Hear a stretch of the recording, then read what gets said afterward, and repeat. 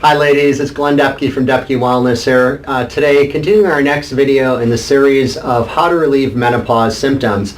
And we're in the process of really discussing the different triggers for your stress hormone imbalance, your adrenal insufficiency, which is all feeding and fueling your menopause symptoms.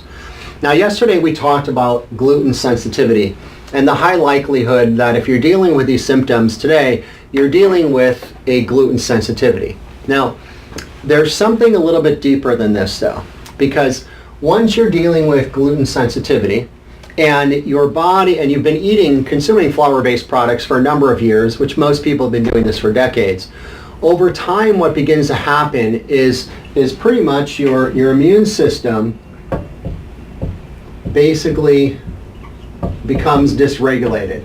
So this just pretty much isn't working as well anymore. And then what happens when the immune system becomes dysregulated and you've got this gluten sensitivity, it leads to what we would consider gluten cross-reaction sensitivity.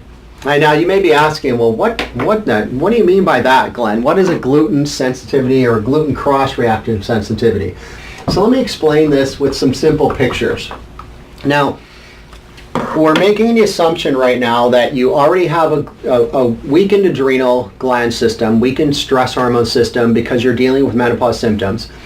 And we also we're going to take this with the premise of understanding that you have a gluten sensitivity, which is very likely for many women suffering with menopause symptoms. So if you have a gluten sensitivity, so right here, we'll just put the word gluten.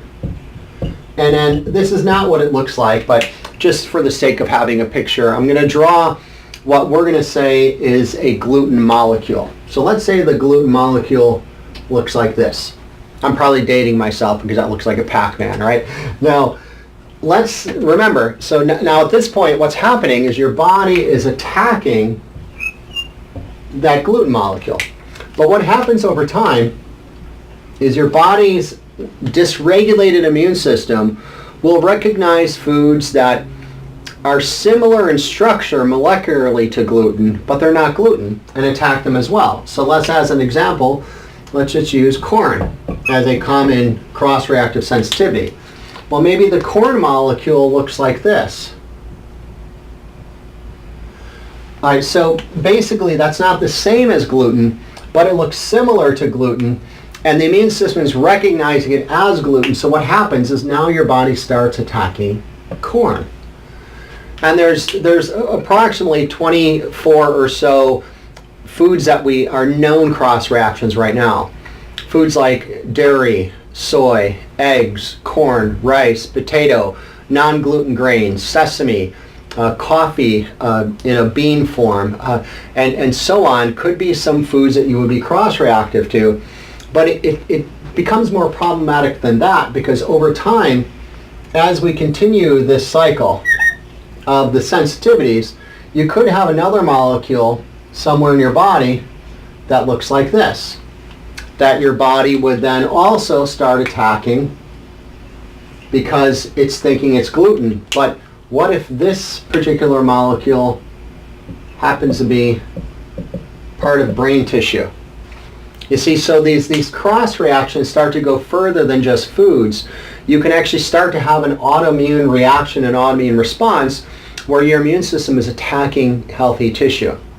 Yeah, so that's why it's so important to basically address and understand not only if you have a gluten sensitivity, but also these gluten-associated cross-reactive food sensitivities. And typically this is going to be either done through a very rigid rotation diet or from testing where you're testing both an IgG and an IgA response. But this is another huge component to overcoming your menopause symptoms. Now tomorrow we're going to address another trigger that's really leading to your menopause symptoms.